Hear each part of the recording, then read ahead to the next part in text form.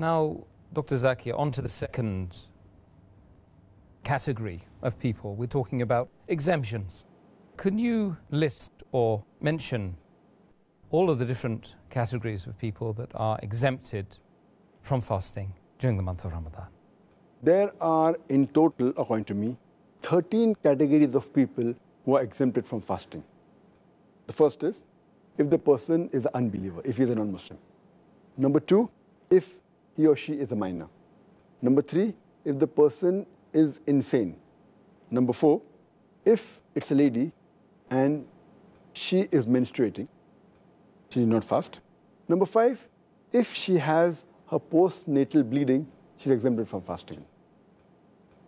Number six, if she's pregnant, then she's exempted. Number seven, if she's breastfeeding, she's exempted. Number eight, if the person is ill or is sick, he or she is exempted. Number nine, if the person is disabled. Number 10, that if the person is very elderly, has reached a very old age. Number 11, if the person is traveling.